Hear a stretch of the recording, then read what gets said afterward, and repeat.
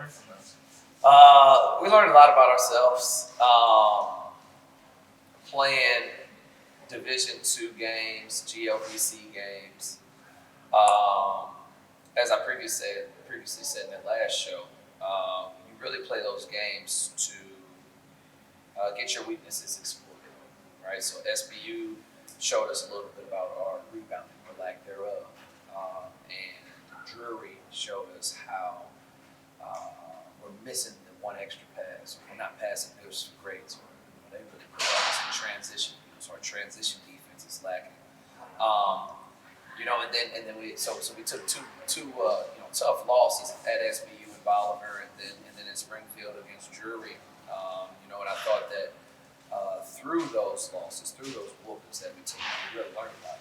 And then we were able to kind of get it back on the practice court, get in the film room, and put our best foot forward against Missouri S&T, man, and come out with a victory. So, man, that felt really good. My first Division II win as a head coach.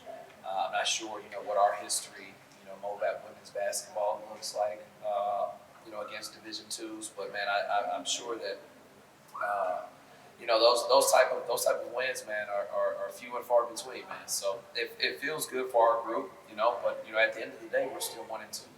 All those were exhibitions. So we still got our work cut out. We're still going to take this thing one game at a time, one day at a time, one practice session at a time. Continue to gel and continue to progress in our togetherness. Tonight, you guys host College of the Ozarks. Yeah. And they're another tough test. Oh yeah. What do you guys expect to see from them tonight? Coach Becky Mills, man, she always has a unit. They're always a team. They're labeled hard work youth for a reason. And they play the game the right way.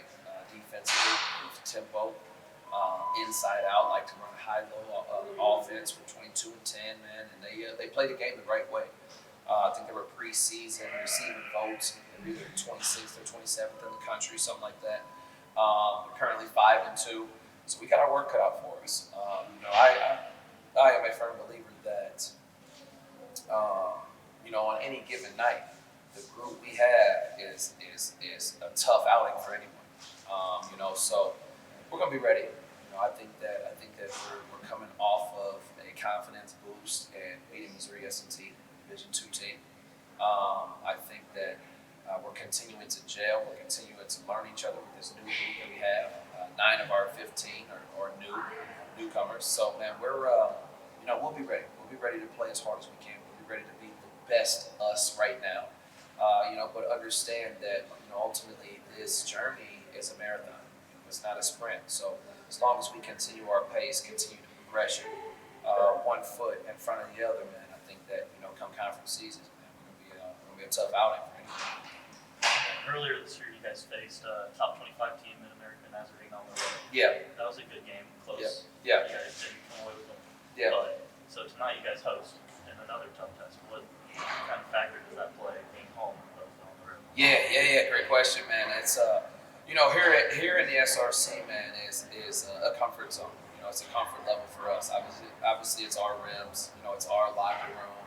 We don't have to travel.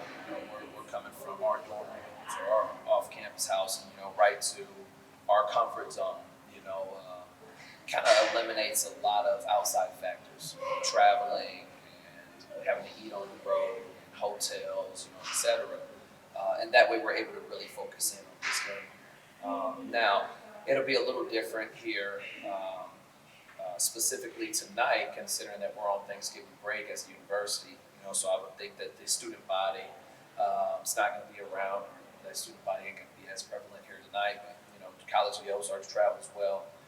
We have good fan support from our family and friends, so hopefully we get a decent crowd out tonight.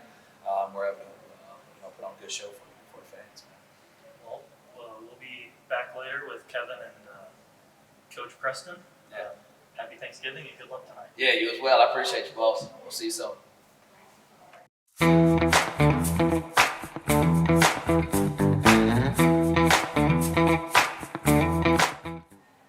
Welcome to the Coaches Show on the Smart Digital Network. That's Preston Ingram. I'm Kevin Paulus. And Coach, last week just one game, but it it was a pretty impressive one for you guys, a win over St. Ambrose, won by almost 30 in that game. You guys looked pretty good. Yeah, I thought we came out playing pretty well from the very beginning, especially being 3 guys down. Not having Nico, Keon, and Cortland in that part. And also Keon just coming off of the week is it's a big blow at first. I didn't know how it was going to be, but to our guys' credit, they stepped up. They played really well. I thought Evan played really well. Should have been up for Player of the Week, I thought, with almost a double-double, almost a triple-double. And then even Preston Fortnum. I thought he played big shoes there. He's only getting better. And so, I thought we played really well. And there's some areas that I think we can still get better. The second half, we got to do a better job of starting the second half a little better. We didn't do that very well. And we've kind of been doing that all year this year. And we got to get better in that. But overall, from top to bottom, I was pretty impressed with the play. Yeah, we've talked about this before, but those injuries to Cortland and Keon and also Nico, it's an opportunity for guys to get better, to step up, and they really did. Yeah, you mentioned Preston had a really impressive game, I thought, against St. Ambrose, but it is an opportunity for some guys to get some playing time, in a game, environment, and hopefully that can even make you better down the road when you do get those 3 guys back. Without a doubt, and it puts a lot of pressure on whoever scouts. Yeah. Yeah. Because we're correct. Right now there's 12, 13 guys that you can sit there and say, okay, hey, these guys are all legitimately can play and all can put the ball in the hole and do something totally different than the other. And I think that's a unique thing. The thing that I always like about it is that we don't have just one solid scorer, but we have a score by committee mentality to us, and it gets into 8, 9. Instead of just being 5 or 6, it gets in down to 8, 9, and sometimes even 10 of guys that can all go and do different stuff, from our bigs to our wings to our guards. And so it's a unique situation that we had. We talk about our depth, and we talk about our depth being a utility club for us that we're able to use. And I'm hoping that we're getting some experience now. Once we get everybody back, then we're going to have to figure out how we're going to be able to shuffle the lineups a little bit. That's going to cause a whole another thing, but the positive thing of it is, and I'm going to just continue to say this, is that we have a great group that has a lot of value, and they value value. And that's one thing that we've talked about a lot, is that we've got to be able to value value, meaning that we've got to be able to value some sort of value together. And if we do that, I think we'll have a chance. Fairly good. Yeah, and tonight it's COO College in the Ozarks, and this is a kind of a special game for you for a couple of different reasons. Talk a little bit about that. Well, it is. Coach Shepard is a mentor, a friend. I played for him, 10th grade, 11th grade in high school. He was one of the reasons why I got my chance to go back and play college basketball. Track and field at the very beginning. And so he got me back over to Evangel and maybe played with my old junior high and high school teammate, Anthony Moore. And it was great. He was part of a special group over at Evangel that year with Steve Jenkins being the head coach.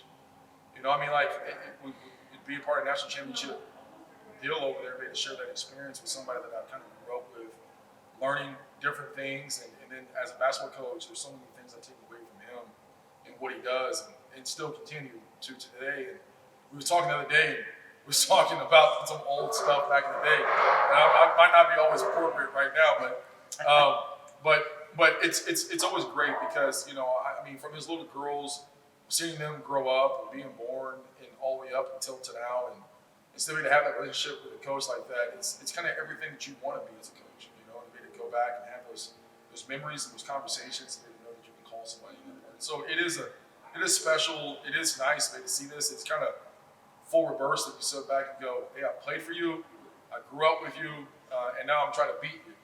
And so it's the good thing of it is on our end, we've been able to get it on the good side each time we played the last couple of years. I know at some point that luck's going to run out. I just hope it's not tonight or this year. Right. So. Yeah, absolutely. And the other part of that equation is you don't lose to teams from Springfield. We don't lose to Springfield. We can't lose to Springfield. That's one thing that I vow that we will not do. I said that to say that. We lost to BBC. Yeah, we'll talk about that. So we got to get that one back. But especially when we go back to Springfield area on that part later this week, we're going to be a lot of family and friends over there. So I've already told them that If it's well, stick around. If it's bad, You can leave pack that up at and leave. Pack up and leave. Don't stick 5 minutes around. left if you're leaving. It's not going to be a very pleasant conversation Right. afterwards. It might not even be a conversation. It may not be. Our guys might be running on, following the bus on the back home on that part. So that's a legit fact on that one too. Let's talk about Coach Ross or Dr. Ross earmuffs on that one. yeah. Let's talk a little bit about SIVO. What do they do well? What are they going to present as far as issues for you guys? Really good motion. I mean, they're always been motion. That's what kind of Coach Shep's forte has always been old school motion. And they're going to pass and cut. They're going to put a lot of pressure on us to maybe contain the basketball, but guard multiple screens.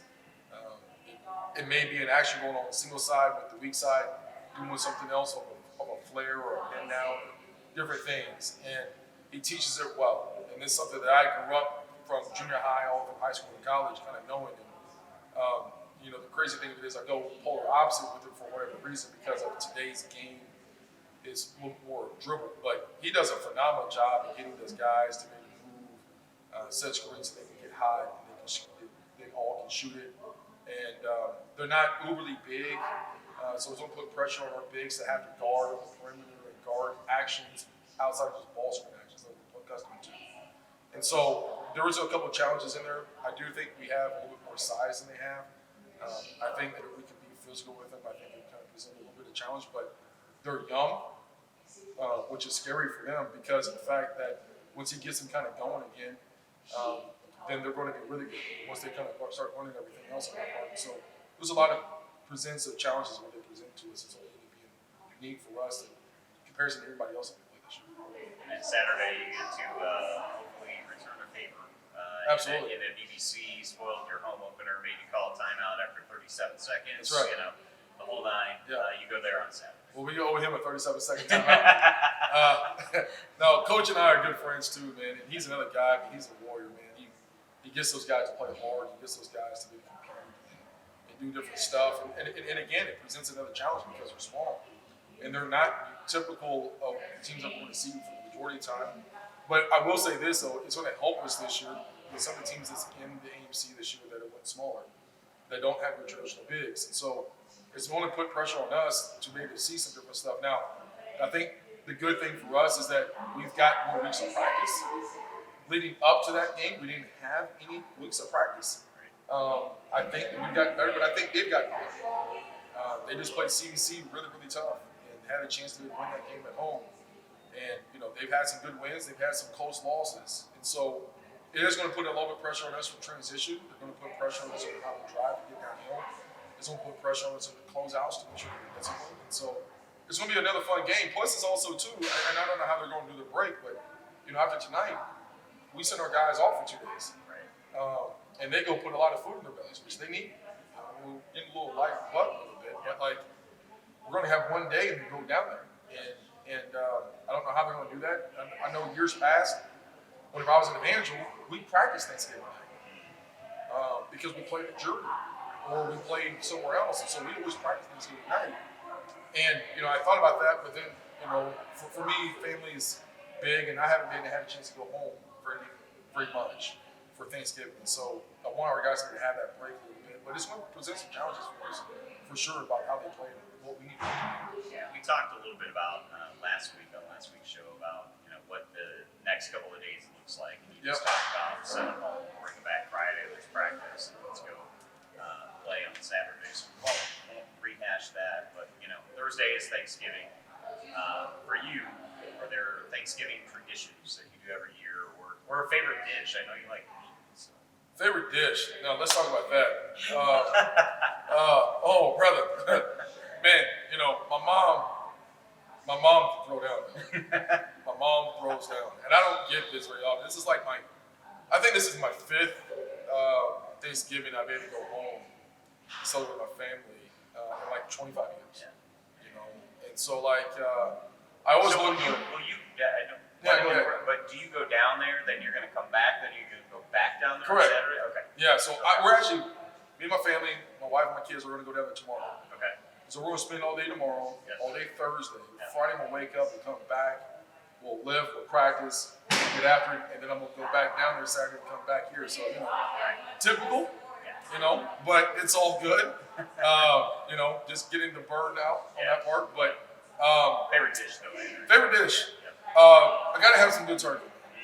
I love cranberry sauce. I love cranberry sauce. I do. I love cranberry.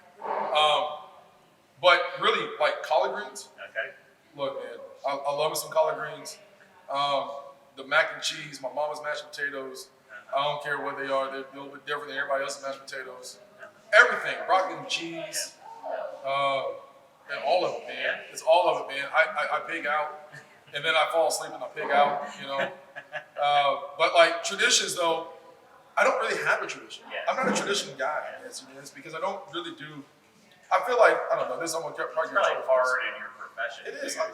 All holidays are made up. Yeah. So like, there's only really one holiday, Christmas, that you celebrate. But like everything else is basketball. And so like my only tradition is basketball. Now I do like the fact that I've been to get back and spend some time with my family, like with my wife and kids. Because I don't get to do that every year around the holidays. Last year we was in Panama City. And so like, I guess usually the traditions for us is going to be with the players. And that's kind of what the tradition's always been. But this year, the tradition now is maybe to spend some extra time with my actual family. With my father, with my father and my mother. My brother is coming in. My brother, we're going to have it at my brother's house. I got some uncles who are coming to town. And so like, it'd be great to see all of them. I want to get to see my sister this year. She's wanting to go to New York and do the Macy's Parade, which I'm kind of a little jealous about. Nice. Her and my aunt. I'm a little jealous about that. That's kind of a big thing. I kind of want to see that myself. That's going to be a retirement deal. Maybe you just play in New York. Well, that might be. Now look, I'm looking for another spot anyway. So we did that one year when I was at Evangelist. So it was pretty cool.